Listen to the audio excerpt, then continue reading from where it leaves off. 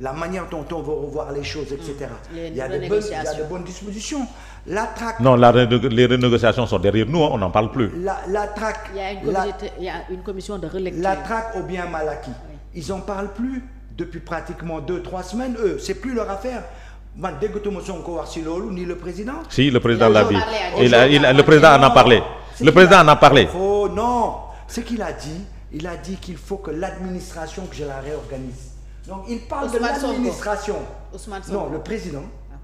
Non, le président, c'est qu'il a dit, plus que ça. Non, vous avez mal compris. Dans un premier temps, ça m'énervait même, pour te dire, de trop dire que oui, il y a des gens, vous allez voir à la Cour des comptes, la reddition, les machins, les ceci, c'est cela, vous allez voir les vols et tout.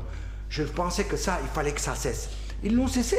Aujourd'hui, ils te disent que aujourd'hui, au niveau de notre administration, il faut revoir les choses et mettre en place des politiques budgétaires programmées. Avec des objectifs. Ça existe depuis très longtemps. Oui, mais c'est la gare, c'est la gestion axée sur les résultats. Mais même si ça existe, en tout cas, ils ont dit qu'ils vont le revoir. Non. Ils disent qu'aucun conseil d'administration ne se fait de façon correcte, avec de l'optimisation, qu'ils vont mettre en des paramètres pour optimiser ça. Ils mettent de la pression sur ça ne fait pas vivre le Sénégalais. Ils sont en train de dire qu'ils font une centralisation pour les achats. Il y a l'aspect positif, il y a l'aspect négatif là-dessus. Parce que quand au fond, l'administrateur, c'est lui quand au fond, que tu centralises pas, Boubougué détourné, Dinoko détourné. Tu comprends? Donc c'est important, quand tu centralises les achats, il y a les petits à qui l'État permettait de vivre. Si tu centralises pour aller que vers les gros, tu vas les tuer. Donc il ne faut pas les tuer. Donc il y a les avantages, il faut étudier ces choses-là, il faut voir plein de trucs, le code des marchés, tout ça. Ils travaillent sur toutes ces questions. Ils ouvrent beaucoup de dossiers. Le problème, c'est qu'ils arrivent. Et je te l'ai dit l'autre fois dans l'émission. Ayez quand même de la nuance dans vos propos. C'est des gens qui arrivent, ils n'ont jamais été ministres. Ils n'ont jamais assisté à une réunion de conseil de ministres. Ils n'ont jamais vu même comment ça fonctionne. Ils sont venus, ils ont été obligés de prendre encore des gens qui étaient au palais pour que nous... Donc vous me rejoignez qu'ils ne s'étaient pas préparés à arriver au pouvoir. Ils sont préparés. C'est-à-dire que quand je me prépare pour prendre le pouvoir, ça ne veut pas dire que j'ai tous les hommes qui ont le rouage de l'État.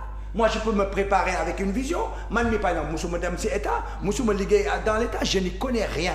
Donc, évidemment, bon, me les fennes, je vais être noyé la première semaine. Surtout si tu me mets dans quelque chose qui n'est pas mon objectif premier. Je vais être noyé. Si je n'ai pas un bon directeur de cabinet qui me fait la passation ou un bon je vais être mal. Mais moi, j'ai confiance aux fonctionnaires. Et je pense que donc... Ah oui? J'ai confiance aux fonctionnaires. Heureusement. Mais j'ai confiance. Non, contrairement à l'autre qui a dit que les fonctionnaires, les chiffres sont truqués. Mais non. C'est les fonctionnaires. Aux fonctionnaires. Mais moi, je pense que, en compte, tu vas te rendre compte qu'il faut leur laisser du temps. Mais maintenant, le peuple n'a pas ce temps. Je suis d'accord avec toi. Tout est difficile, tout est machin. Mais on va les juger. On sera les premiers à les juger s'ils vont y arriver ou pas. Et moi, je sais que s'ils ne s'ouvrent pas, ils ne vont pas y arriver. Oui. Il faut qu'ils s'ouvrent. Là, je suis d'accord. Et il faut qu'ils s'ouvrent. Mais néanmoins, je leur donne la priorité favorable. Or, là, je suis d'accord. Par exemple, regarde l'aspect de la presse. Ils ont mis quelqu'un qui vient de la diaspora, que je connais bien, est responsable du PASTEF à Paris. Mignon Tech Kofi dans la communication. Il ne connaît pas comment la presse fonctionne. Il y a plein de choses qu'il ne maîtrise pas. Il y a des choses, il aurait pu le résoudre beaucoup plus simplement que de rentrer en conflit avec les gars. Tu comprends? Or, ça fait des conflits, ça a retardé, ça a machiné, et machin, on en a parlé, il y a eu des tonnes et tout. La presse se sent victimisée, la presse sent qu'on l'attaque, etc. Bon, tout ça, je trouve que c'est des choses d'inexpérience, ou bien, si on avait bien étudié la chose, on aurait pu les contourner. Ce n'est même pas des questions, on est opposés. En fait, c'est des questions de mal s'y prendre. D'accord?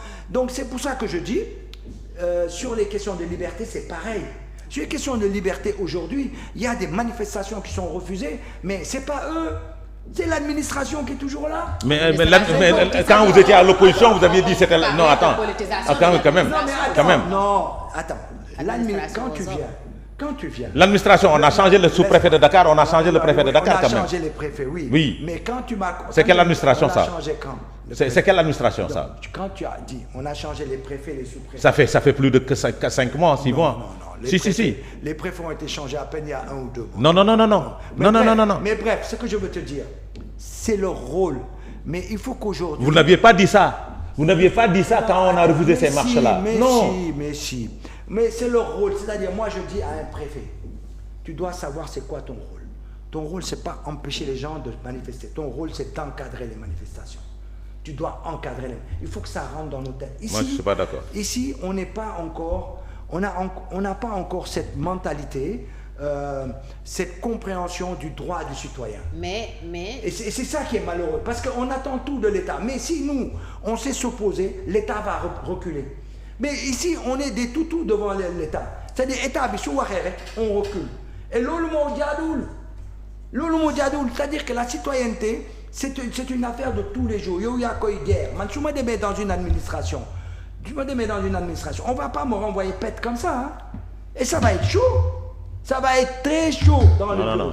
Non. Parce que je vais défendre mon droit. Si un policier mal... Alors, dans ce cas, défendre ses droits... Mais c'est comme ça qu'on fait avancer les choses, la citoyenneté. Si toi, on te refuse ta manifestation, il faut aller voir la préfecture et tu demandes pourquoi. Il y a des manifestations, par exemple, on te la refuse. Mais si le motif du préfet de dire moi, risque de trouble à l'ordre public. Ça tient pas la route. Voilà, par exemple, on ne peut plus manifester à côté de la place machin. Lorsqu'il y avait les travaux du BRT. Mais attention, il faut accepter une chose. Malgré cette situation, l'autorité préfectorale, l'autorité administrative a des informations que nous ne détenons pas. Oui. C'est-à-dire, il faut dire la vérité. Oui, et alors? J'ai dit. Et alors? Non, ak nu mu mënti demee. Et alors? Non, xam nga nag j'ai dit. L'autorité préfectorale. La technocratie me j'ai dit non. L'autorité préfectorale a des informations que nous ne détenons pas. Oui. Et alors? Pour accepter ou non. Et alors? Parce que quand même, il y a une liberté. Et il y a une liberté. Non mais attends. D'ailleurs, me terminer. J'ai dit. Non, attends. C'est-à-dire, il faut en voulant. Est-ce que tu peux m'expliquer? Ah non, je te le valide pas. Je ne défends pas. Hein. Je te dis. Je t'ai pas dit que tu défends. Je t'ai dit. Tu as dit qu'ils ont des gens d'information. Est-ce que tu peux me donner un type d'information? Mais quand ils parlent de risque de trouble à l'ordre public, c'est parce qu'ils ont des informations que ça il peut avoir lieu de. Je suis pas d'accord avec toi. Non, il peut. Parce que s'il a ce type d'information, son rôle c'est pas de dire qu'il y a une possibilité de trouble. Son rôle c'est de dire je vais t'encadrer pour pas qu'il y ait de trouble. C'est ça une démocratie moderne. J'ai dit, je suis d'accord avec toi sur cette question. Maintenant, cela ne signifie pas que il faut laisser les gens faire ce qu'ils veulent. Non, il faut être d'accord. Je ne défends pas l'administration sénégalaise. Hein. Je ne défends pas les préfets et autres. C'est des constats qui ont été faits. Mais quand l'autorité dit vous ne pouvez pas marcher parce qu'il y a risque de trouble à l'ordre public, il faut que nous aussi pas forcer les choses. Non, un pays ne fonctionne pas comme ça. Un pays ne fonctionne pas comme ça. Maintenant, si nous voulons aider ce pouvoir, il faut s'ouvrir. Moi, je pense que le chef de l'État doit lancer un appel au dialogue. Surtout avec la situation. Il a annoncé de très mauvaises nouvelles dernièrement. Voilà, c'est-à-dire, aujourd'hui, c'est le moment de convoquer un dialogue et de tenir un langage de vérité. Et ne pas tirer sur l'ancien régime et dire comment nous devons faire pour sortir ce pays-là de cette situation. Parce qu'il faut que nous tous, qu'on s'y mette. Mais ils sont quand même vus un état, ils ont quand même